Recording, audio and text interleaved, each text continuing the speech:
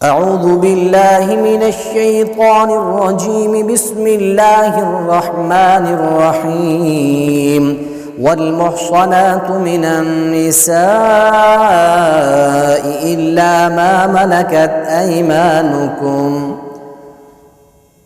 پانچواں پارہ والمحصنات کا مختصر خلاصہ کلام اور تفسیری جو معاملات ہیں آپ احباب کے سامنے پیش کیے جا رہے ہیں۔ چوتھے پارے کے اختتام پر حرام رشتوں کا ذکر تھا جن سے نکاح نہیں کیا جا سکتا تھا۔ اب یہاں سے وہ عورتیں جن کے شوہر موجود ہیں ان سے نکاح کرنا بھی حرام ہے۔ اور اسی طرح دوسرا مسئلہ یہ ہے دوران جنگ قیدی عورتوں سے تعلق اور استبراء کے بعد جو ہے وہ قائم کیا جائے، یعنی آپ کو مال غنیمت کے اندر جو خواتین حاصل ہوتی ہیں تو آپ نے دیکھ لینا ہے ایک ماں کہ ان لوگوں کو پیچھے کسی خاوند سے حمل تو نہیں ٹھہرا ہوا۔ اگر وہ حمل سے پاک ہوتی ہے، ایک ماں استبراء رحم جو ہے، استبراء رحم جو ہوتا ہے عورت ایک حیض سے پاک ہو جاتی ہے، یا وہ پاک نہیں ہوگی تو پھر وہ حاملہ ہوگی، حاملہ ہے تو وضع حمل سے وہ جو ہے پاک ہو جائے گی۔ تو یہ قیدی عورتوں کے اندر یہ چیز ضرور دیکھنی ہوتی ہے۔ اور والمحصنات من النساء الا ما ملکت ایمانکم، ان آیات کو شان نزول بھی ہے۔ حضرت ابو سعید خدری رضی اللہ تعالیٰ عنہ بیان فرماتے ہیں کہ رسول اللہ صلی اللہ علیہ وسلم نے سن 8 ہجری کے اندر حنین کے دن اوطاس کی طرف ایک لشکر روانہ کیا۔ ان کا مقابلہ دشمن سے صحابہ نے کیا اور ان کو فتح ہوئی، تو بہت سے قیدی ہاتھ میں آئے۔ تقسیم کے بعد لونڈیاں بھی مجاہدین کے حصوں میں آئیں۔ صحابہ کرام نے ان قیدی خواتین سے جو ہے صحبت کو گناہ سمجھا، اس لیے کہ ان کے پیچھے تو شوہر مشرک موجود ہیں۔ تو اس مقام پر تناظر میں پھر یہ آیات نازل ہوئیں کہ عورت کے بعد یعنی عدت کے بعد وہ عورتیں تمہارے لیے حلال ہیں۔ مسلم شریف کے اندر یہ حدیث ہے، آپ دیکھیں استبراء رحم، ان کا رحم پاک ہے، پیچھے حملہ نہیں ہے اپنے خاوندوں سے، وہ عورتیں تمہارے پاس آ جائیں۔ پیچھے تھا کہ وہ عورتیں جن کے شوہر موجود ہیں ان سے اب نکاح نہیں کر سکتے۔ اب تیسرے اس مسئلے میں یہ بیان کیا گیا کہ وہ عورتیں جو قیدی ہو کر تمہارے ہاتھ میں، اگرچہ ان کے خاوند پیچھے ہیں، تم دیکھ لو ان کو حیض وغیرہ آتا ہے، حملہ وغیرہ نہیں ہے، تو پھر ان کے ساتھ تم صحبت ہم بستری کر سکتے ہو، یہ ایک علیحدہ حکم ہے۔ اور اس کے بعد فَمَسْتَمْتَعْتُمْ بِهِ مِنْهُنَّ، اس سے بعض اہل تشیع نے متع کا جواز نکالا ہے، جبکہ فتح مکہ کے موقع پر رسول اللہ صلی اللہ علیہ وسلم نے فرمایا کہ متع کی میں نے اجازت تمہیں دی تھی، اب اللہ تعالیٰ نے قیامت تک کے لیے متع تم پر حرام قرار دی۔ مسلم شریف کتاب النکاح کے اندر باب نکاح متع کے اندر یہ بات موجود ہے کہ متع اب قیامت تک کے لیے حرام۔ متع کیا ہے؟ کسی عورت کے ساتھ بندہ بات کرتا ہے کہ میں آپ کے جسم سے فائدہ اٹھاؤں گا، متع فائدہ اٹھاؤں گا، اس کے عوض میں آپ کو فلاں چیز دوں گا، پیسے دوں گا، کوئی چیز طے ہو جائے، تو یہ ہوتا تھا شروع میں، پھر یہ حرام کر دیا گیا قیامت تک۔ اور اس کے بعد اگلے صفحے پر اللہ تعالیٰ نے فرمایا کہ لا تاکلوا اموالکم بینکم بالباطل، ہر حرام طریقے سے کمائے جانے والا مال، ہیلے بہانے، چوری ڈکیٹی سے، یہ اس طرح کے ہر معاملے کو اللہ تعالیٰ نے حرام کر دیا۔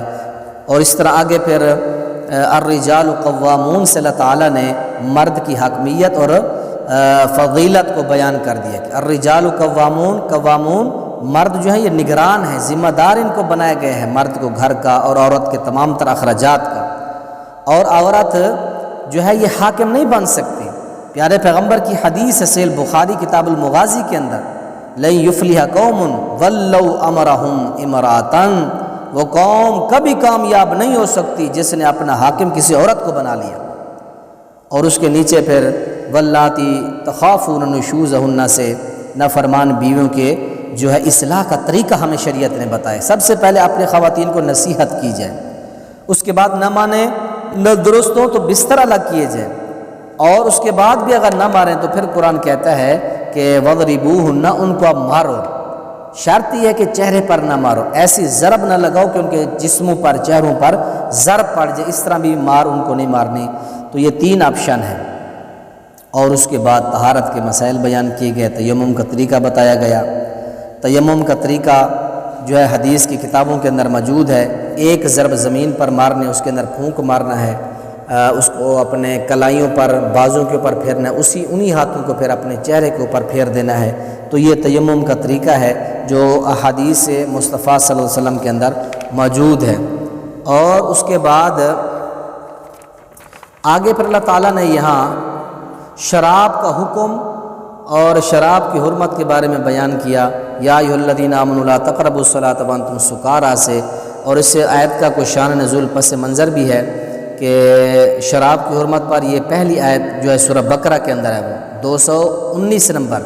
پھر یہ آیت ہے یا ایھا الذین آمنوا لا تقربوا الصلاۃ، پھر سورہ مائدہ کی آیت نمبر 90 تا 91 میں شراب کی ہمیشہ کے لیے حرمت قرار دی گئی، حرام قرار دیا گیا شراب کو۔ اور اس آیت کا شان نزول یہ ہے لا تقربوا الصلاۃ، حضرت علی رضی اللہ تعالیٰ عنہ فرماتے ہیں کہ میں عبد الرحمن بن عوف رضی اللہ تعالیٰ عنہ کا مہمان تھا، میری دعوت کی گئی اور انہوں نے ہمیں شراب بھی پلائی۔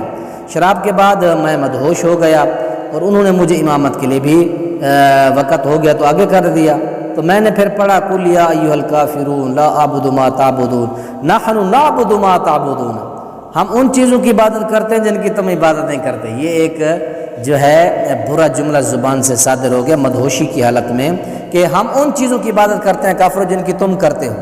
یہ بہت بڑا ایک شرکیہ جملہ ہے، ہم تو شرک جو ہے اللہ کی عبادت کرتے ہیں، اللہ کے علاوہ کسی کی نہیں کرتے۔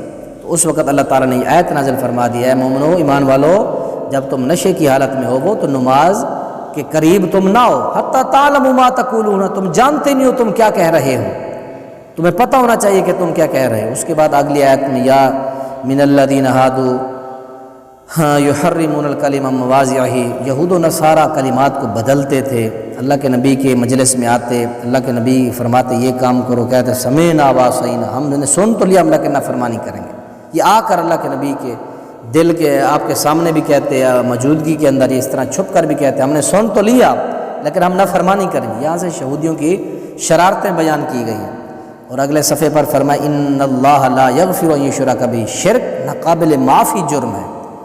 شرک کا تذکرہ اس لیے کیا کہ یہود و نصارہ دونوں مشرک تھے اور دعویٰ وہ توحید کا کرتے تھے۔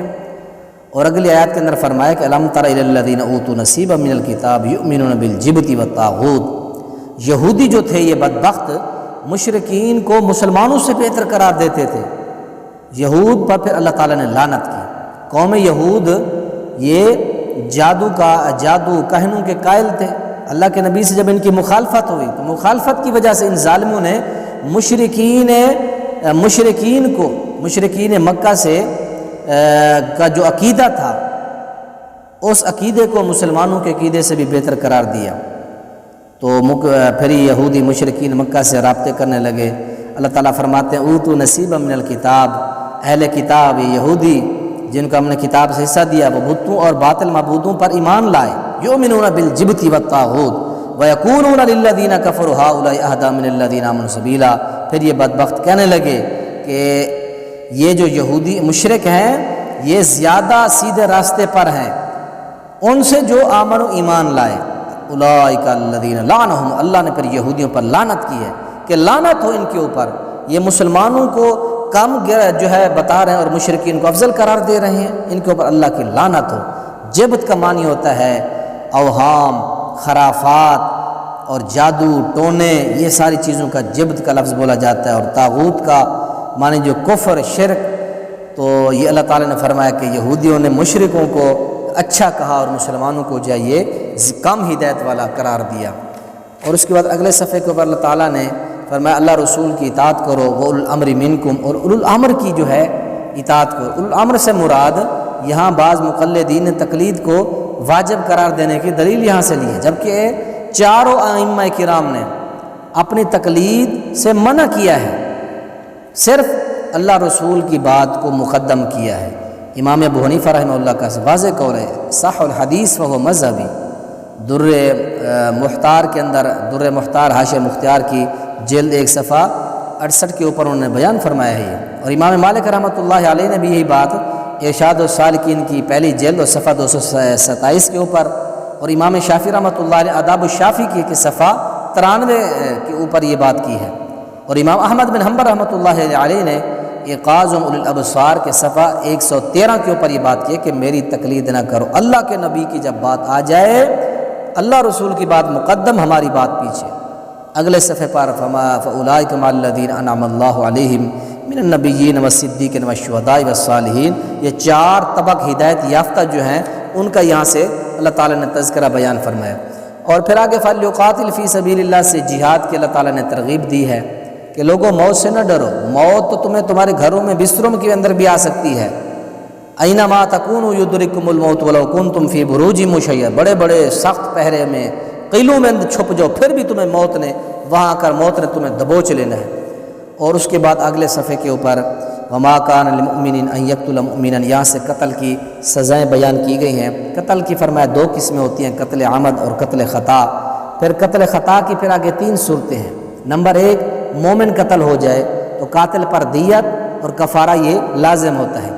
دیت کے اندر 100 اونٹ ہوتے ہیں، اور اس کے ساتھ کفارہ جو ہوتا ہے اس کے اندر 1 مسلمان غلام آزاد کیا جائے، اگر غلام میسر نہ ہو تو 2 ماہ کے مسلسل روزے رکھنے ہوتے ہیں۔ نمبر 2، اگر کوئی مسلمان دارالحرب میں رہتا ہے اور اسے غلطی سے قتل کر دیا گیا تو پھر کفارہ اس کے اوپر لازم آئے گا۔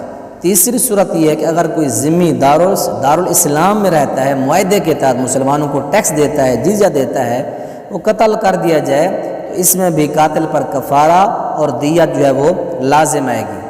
مزید قتل کی 5 اقسام جو ہیں مفسر کیلانی رحمہ اللہ نے تفسیر القرآن کے صفحہ 447 کے اوپر مزید انہوں نے وضاحت اس کے اندر کی ہے۔ اور اس کے بعد آگے ان الذین توفاہم الملائکۃ ظالمی انفسہم، یہاں ہجرت نہ کرنے والے لوگوں کو ظالم قرار دیا کہ تم ظالم کی موت مرو گے۔ قالوا فیما کنتم، جب ان لوگوں کو ملائکہ مارتے تھے، فوت کرتے ہیں تو پوچھتے ہیں کہ تم مسلمان ہو یا کافر ہو، ہجرت تم نے کیوں کی اور تم کافروں کے ساتھ کیوں پڑے رہے؟ اور کافروں کے ساتھ، مشرکوں کے ساتھ رہنا گویا کہ ان جیسا ہی ہونا ہے۔ حدیث اللہ کے نبی کی فرمایا کہ من جامع المشرک وسکن معه فانه مثلہ، فرمایا کہ جو آدمی مشرکوں کے ساتھ رہتا ہے، اکٹھا ان کے ساتھ اور سکون اختیار کرتا ہے، ان کے ساتھ رہائش رکھتا ہے تو وہ اسی جیسا ہے۔ سنن نبی داؤد کتاب الجہاد کے اندر ہے۔ اور اس طرح وَإِذَا ضَرَبْتُمْ فِي الْأَرْضِ کے اندر گزشتہ آیات میں ہجرت کا حکم دیا اور جہاد کا، اور ہجرت میں اور جہاد کے اندر جو ہوتا ہے وہ نماز پڑھنی ہوتی ہے کہ اس وقت پھر دشمن کا خوف ہوتا ہے، تو اس لیے صلاۃ الخوف اور نماز قصر کا طریقہ بیان کیا۔ صلاۃ الخوف کا طریقہ حدیث کے اندر موجود ہے، اور قصر نماز کا معنی یہ ہوتا ہے کہ نماز جو 4 رکھتی ہے اس کو آپ نے 2 کر کے پڑھنا ہے۔ اور خوف کی نماز جس طرح بھاگتے ہوئے، چلتے ہوئے، اشاروں سے جس حالت کے اندر بھی ادا ہو جائے تو وہ جائز ہوتی ہے۔ تو اگلے صفحے کے اوپر انا انزلنا الیک الکتاب بالحق، یہاں سے عظیم و شان ایک واقعہ بھی ہے اور علم غیب کی نفی بھی ہے۔ ایک چور کا یہاں قصہ بیان کیا گیا، اور مسئلہ علم الغیب کی بھی نفی کی گئی کہ غیب صرف اللہ جانتا ہے۔ واقعہ کچھ یوں ہے، آیت نمبر 104 تا 113 تک کہ ترمذی کے اندر بھی یہ واقعہ مفصل ہے۔ علامہ البانی رحمۃ اللہ نے اس کو حسن درجے کا حکم لگا اس کے اوپر کہ 3 بھائی تھے، بشر، بشیر، مبشر، جو عبیرک یا توما بن عبیرک کے بیٹے تھے۔ یہ لوگ مدینہ کے قبیلہ بنو ظفر کے اندر یہ رہتے تھے، اور اس کے ساتھ یہ ان کا جو ہمسایہ تھا، ان کا گھر رفاع بن زید کے یہ ہمسائے تھے۔ شام سے قبیلہ آیا تو رفاع بن زید نے میدہ خرید لیا، میدے کی بوری خرید کر انہوں نے اپنے اسلحے کے سٹور کے اندر رکھ دی۔ اسلحے کے سٹور کے اندر رکھی تو یہ جو عبیری کے بیٹے تھے، ان نے چوری کر کے اس کا وہ سارا میدہ وغیرہ اسلحہ وہاں سے اٹھا لیا۔ تو رفاع بن زید نے یہ اپنا واقعہ جو ہے اپنے بھتیجے قتادہ بن نعمان کو بتایا۔ انہوں نے تفتیش شروع کر دی، معلوم ہوا کہ رات کو عبیری کے بیٹوں نے آگ جلائی تھی، شاید انہوں نے میدے سے روٹی وغیرہ تیار کی ہو۔ تو جب عبیری کے بیٹوں کا یہ راز فاش ہوا تو انہوں نے وہ اسلحہ، وہ سامان وغیرہ اٹھا کے یہودی کے گھر میں پھینک دیا۔ اور پھر بنو ظفر کے چند لوگ جو ہیں اللہ کے نبی کے پاس چلے گئے، دیکھیں جی یہ رفاع بن زید نے اور قتادہ بن نعمان اس کے بھتیجے نے ہمارے قبیلے کے شریف غریب لوگوں کے اوپر تہمت لگا دی ہے، تو اس طرح کی باتیں کی۔ اللہ نے پھر یہ آیت نازل فرما دی، وَلَا تَقُل لِّلْخَائِنِينَ خَصِيمًا، خیانت کرنے والوں کی خاطر جو ہے جھگڑا کرنے والا ہے پیغمبر نہ بن۔ یہ اصل میں چور تھے عبیرق کے بیٹے، آپ کو پتہ ہی نہیں تھا۔ اللہ نے پھر یہ ساری حقیقت واضح کر دی۔ اصل میں چور یہ لڑکے تھے، انہوں نے سامان اٹھا کے یہودی کے گھر میں ڈال دیا تھا۔